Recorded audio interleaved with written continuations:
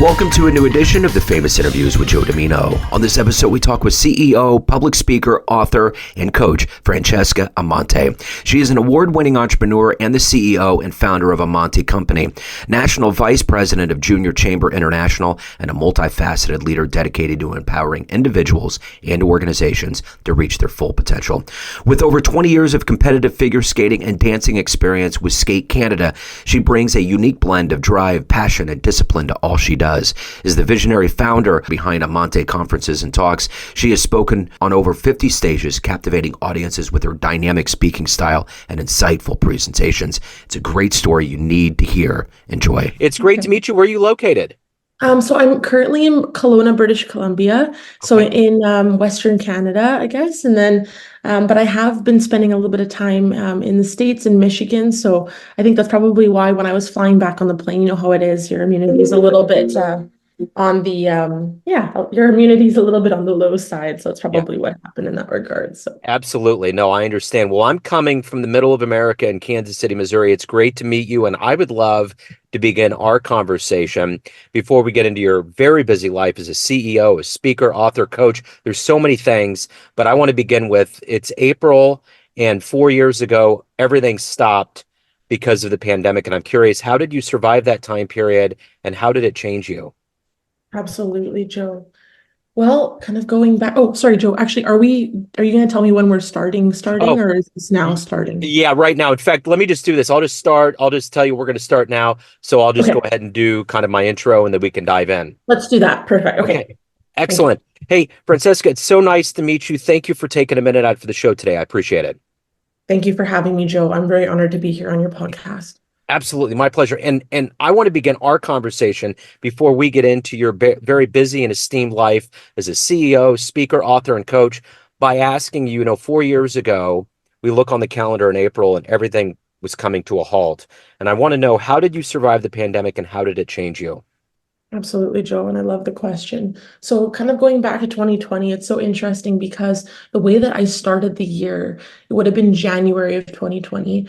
I was going into a local presidency for something called the Junior Chamber International.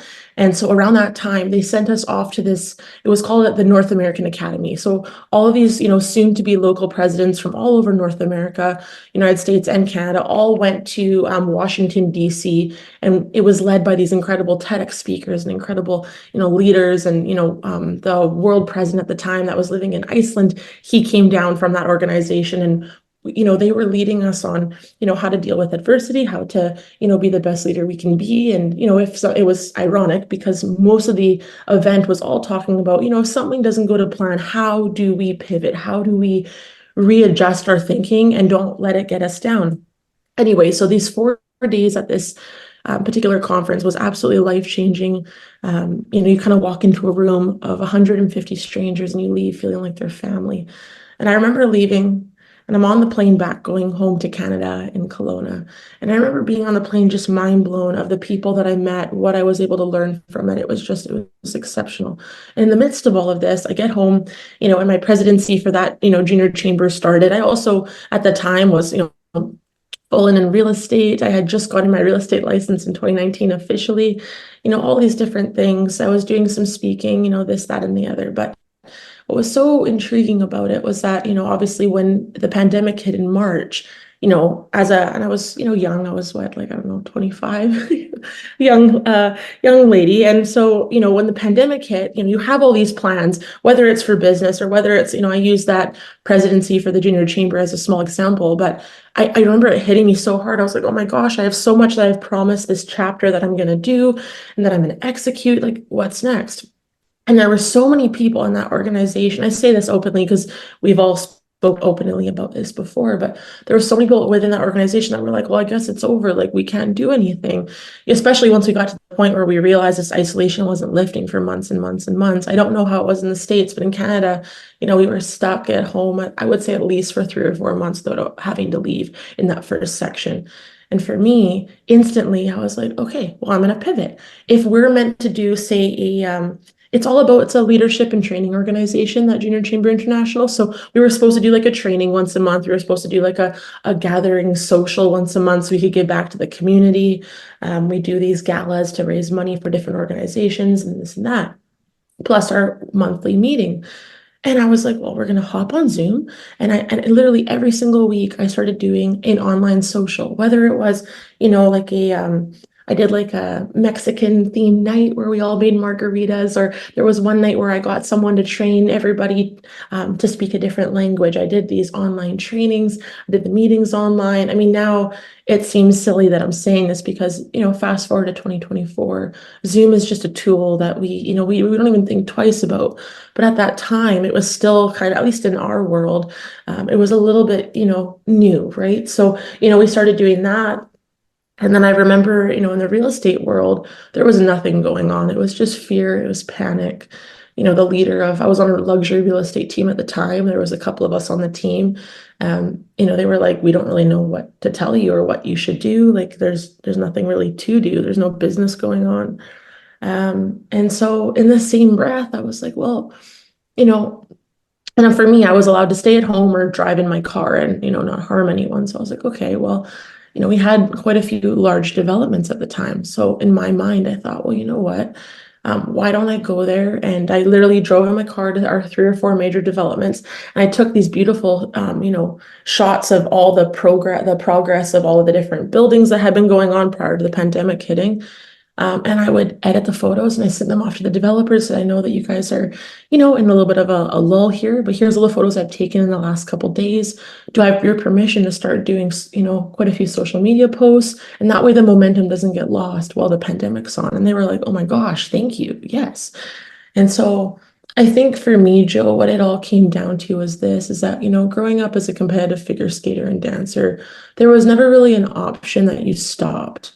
It was kind of one of those things where you show up. Of course, you always have the curiosity to say, is it better that, someone gets rescheduled? Of course, there's always that type of curiosity that can be approached with. But at the same time, like, I feel like resilience, and that's why I actually do resilience coaching these days, because I truly believe that we can push through anything. I look at my mom and dad who lost their son at 16 years old in a car accident, which was my brother.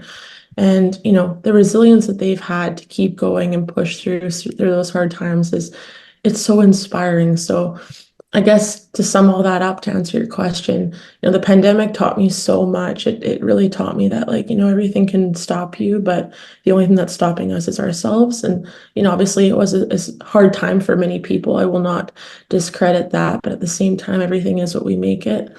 And I do have to say the 3 or 4 months where I sat in my own thoughts by myself in my house. I was single at the time.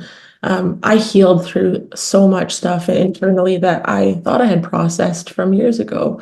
But it really gave me an opportunity to let those things come up and, just really be alone in my thoughts. And I think if that pandemic hadn't happened, I wouldn't really be the person I am today. I learned so much through it. And again, this is just another example of what I hear of people taking advantage of that time, the silver linings, and, it doesn't take away from what we all lived through, but there were so many levels of this that was probably necessary and led to a healing place. Absolutely. Absolutely, Joe. Yeah. And and I think too, it's just that willingness to make it exactly that, because I think we always have a choice. I think there's that little parable that, some people talk about, where there's that gentleman on the bus and he has the choice to look to the window on his right. And he sees, a dark, mountain, and it's kind of gloomy. But if he just turned slightly and looked to his left, the sun is shining. You can see the lake in the distance. It's just all a matter of perspective and how we choose to look at a situation. So let's get to the essence of what you do for a living on a daily basis. If I put you in front of a bunch of third graders at career day and one of the kids was curious and said, "Hey, what do you do for a living?" How would you answer that child? Absolutely, Joe. Okay. Well, I mean, I would share that I had been in, real estate, selling homes for just over a decade. And leading up to when I got my license, I was an assistant for many years on major teams. Absolutely love that. The major drive for me was helping people. But beyond that, now I really stepped into speaking in front of, stages, in front of people. helping them become the best people that they can be, and as well coaching people and just truly, helping and guiding humans to, understanding their true potential. So that would probably be how I would word it. It would depend on, I haven't talked to many third graders lately, but perhaps, I don't know if that would be sufficient. No, I think they would totally understand that. So you've been a competitor, you've had a history. So tell me, what did you want to be when you were in the third grade and growing up? What was your dream? Yeah, it's funny that you say that, Joe. Well, for me, when I was little, it was teaching. I always admired my teachers. In fact, we had a grade 3-4 split class. So Miss Hazel, I still keep in touch with her till this day. I was always a bit of an old soul, but I always loved her. We had a really lovely friendship, I suppose. And anyhow, when I observed her and how she taught the kids and how much she cared, I mean, you can always tell, people in their jobs. Of course, we're all here to make a living. We want to, sustain our lives and our families, of course. But there was those teachers at even a young age, I would look up at them and I could just feel that they were there for us. They truly cared way beyond what was expected of them. And Miss Hazel was one of them. And so that was definitely what inspired me in the third and fourth grade. I was like, I want to be a teacher one day. Interestingly enough, I feel like I didn't, divert too far off that path because, when I am on stages speaking or when I am coaching other groups or individuals, I do feel like I'm teaching. And the funny part is I feel like they teach us so much too. Similar to that of in a classroom, I think the young kids probably teach the teachers a lot about themselves that it was unexpected, right? So, but that would probably be my answer, Joe. When I was little, being a teacher always intrigued me. So talk to me a little bit about growing up, how you got into competitive sport, how you got to this place where you're speaking and helping people and evolving. How did all of this, the seeds kind of get planted to become who you are today?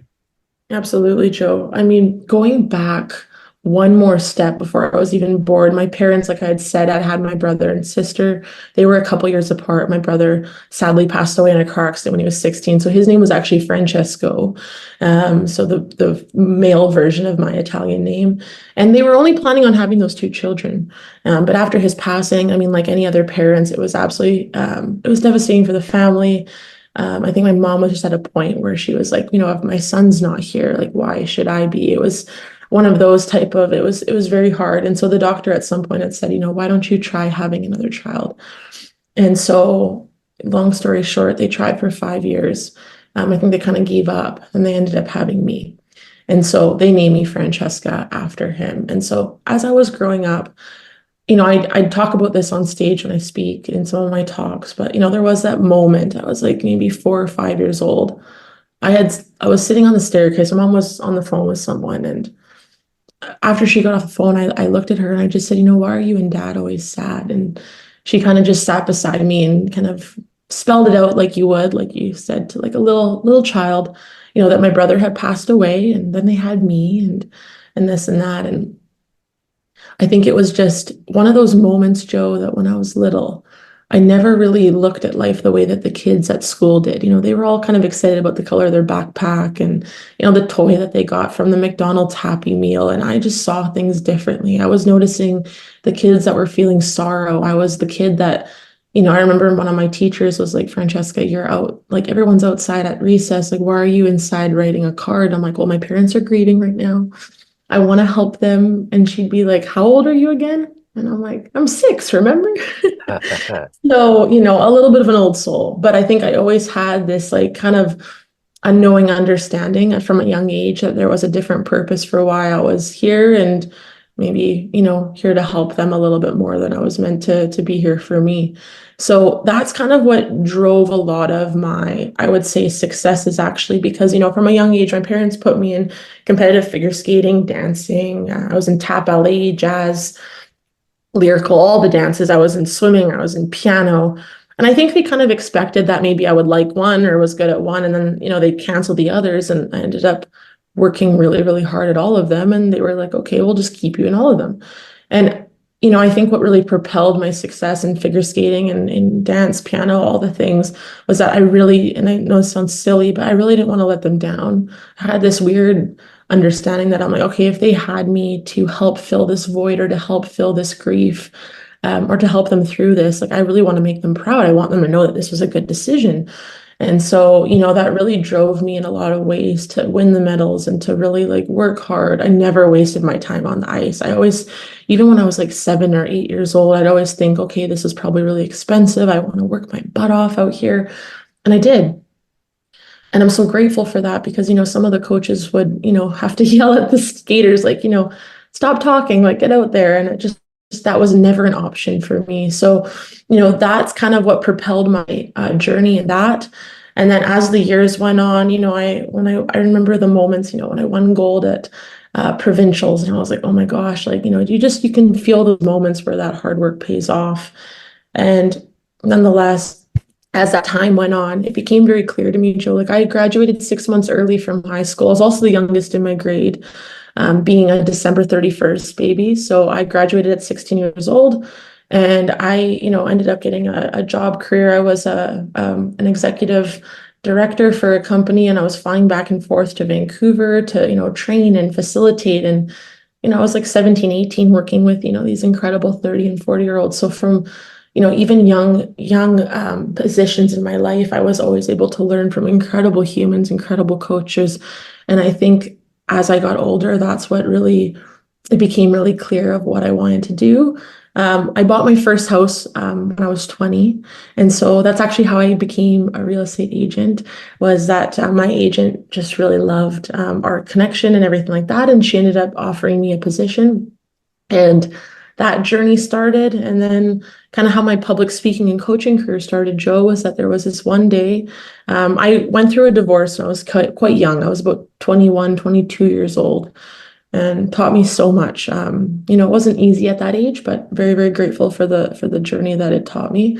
And in the midst of that, what ended up occurring was that I was really trying to step into my authenticity and just being vulnerable and showing up on social media, just really just with my whole heart, and not pretending that everything's perfect, using my story to help others that might be going through the same thing.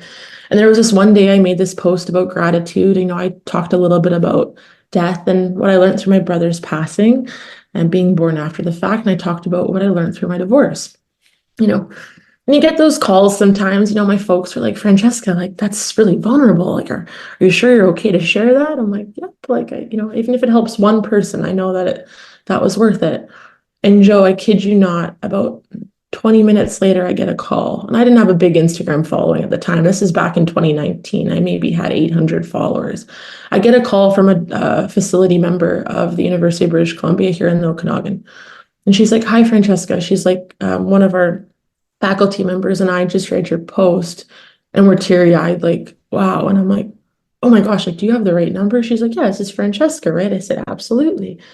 And she's like, can we meet you? She's like, we're doing this. And Joe, remember, I hadn't spoken before. That was not even a thing in my life. Wasn't even on my radar that was something I wanted to do. She's like, we're doing this big event. We're having these incredible speakers come speak. It's called the Gratitude Project, and we want you to be one of our speakers. I was like, oh, I'm not a speaker. I guarantee I'll disappoint you. And they're like, no, just come meet with us, and we'll tell you a bit more about it. So I met with them, and I kid you not, Joe, I said, what's your lineup? He goes, well, we have Mike Shaw. He's a TEDx speaker. We have Joshua Duick. He's been on the Ellen DeGeneres show, and he's a Paralympic gold medalist. We have this lady named Lindsay. She's been speaking for years. And I looked at them and I'm like, and you want me on this on this stage? They're like, yes. And I'm like, no. After a little bit of, a humorous back and forth, I said, okay, I have to just trust, thank you. This is all from an Instagram post. I was in denial. I get there, Joe, this was November of 2019, 2 days before I was about to fly to take my real estate exam in Vancouver. And standing on that stage, I had heard everybody else do their speeches. And I get up there and I, like, no notes, just from the heart, I share my talk.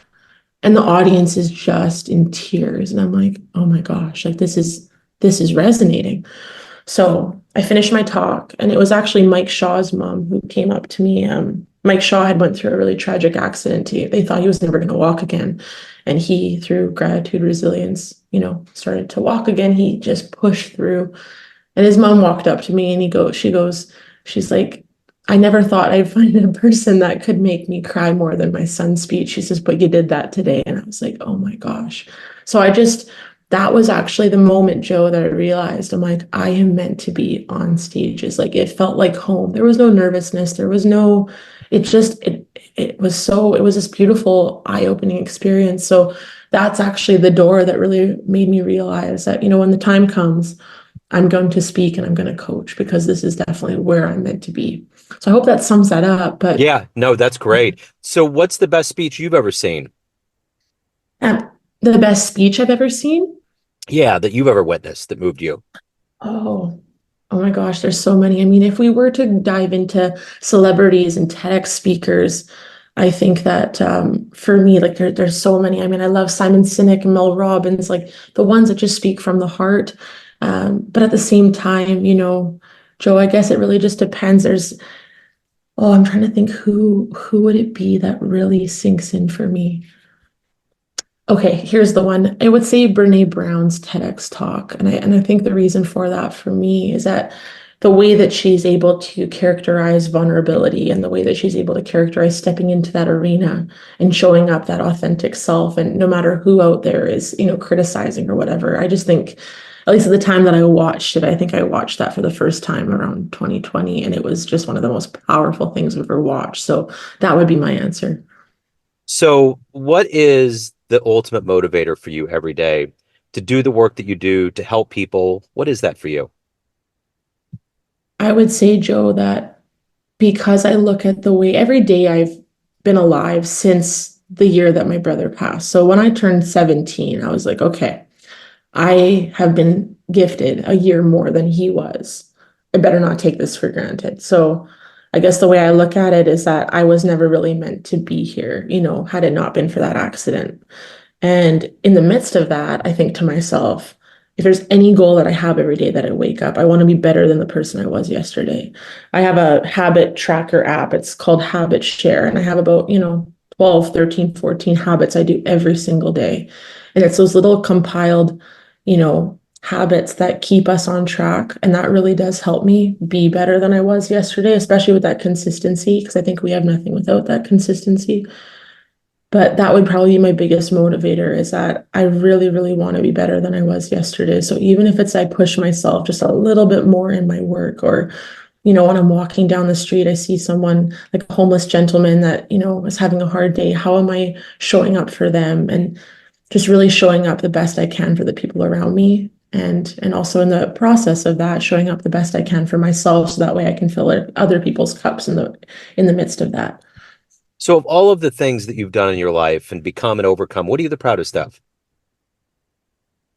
I would say, Joe, this will sound a bit silly, but this one really hits home for me. For a very long time in my life, just because of the aspect of why I was born and so on and so forth. There was an aspect of worthiness that was lacking.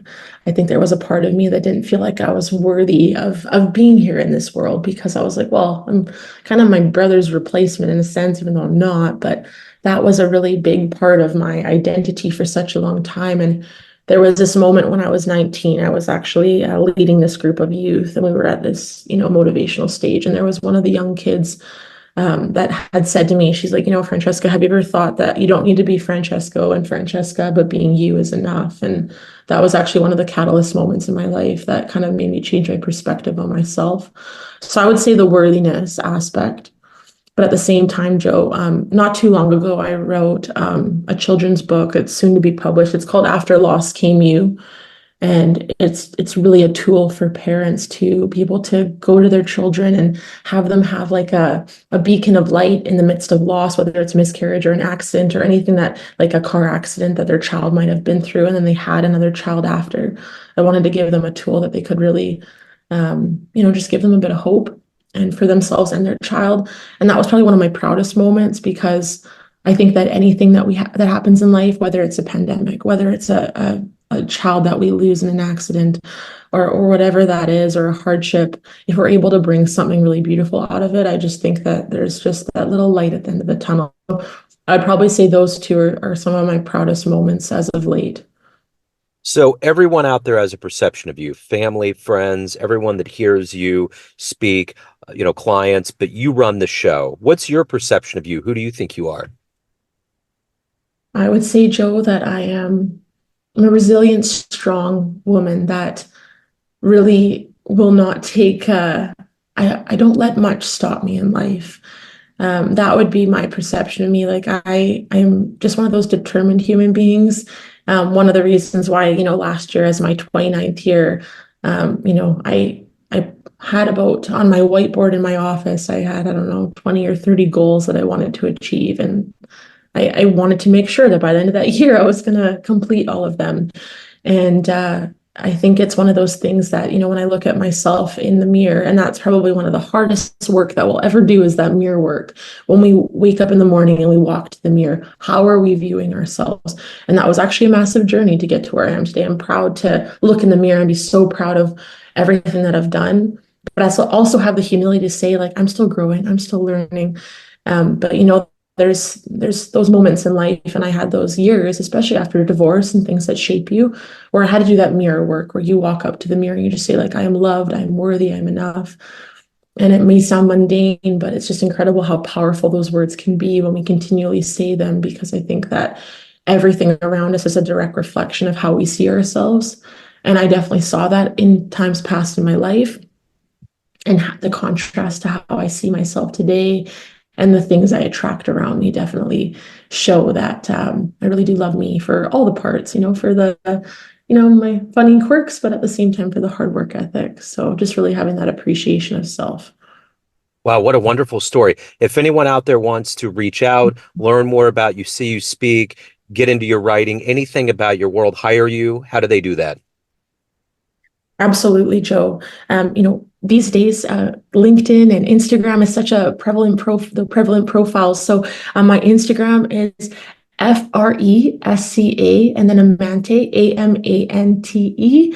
That's my Instagram handle. And then all of my other handles are connected to that, to my elite coaching, my speaking, everything that I'm doing with the book. And then in addition to that, if they want to add me on LinkedIn under Francesca Amante, connect with me on there. I would absolutely love to connect, get to know people, and I'm just so grateful for your podcast, Joe, and to have the opportunity to speak with you today. What a gift! Oh, it's been an honor. Francesca, what a wonderful story. Thank you so much for your time, for your story. I hope you mend well, and best of luck with everything as we move on. You as well, Joe. Thank you for everything, and congratulations on such an incredible podcast. You're making such incredible impact day to day. Thanks for tuning in to another famous interview with Joe Dimino, where we cover the world of art, literature, business, spirituality, music, and more from around the globe. Our esteemed theme music was composed and produced by the great E.E. Pointer of Kansas City's River Cow Orchestra. If you want to hear more interviews, visit the Famous Interviews with Joe Dimino channel on YouTube. You can also find us on Spotify and Apple Podcasts. Thanks again for listening, and until next time.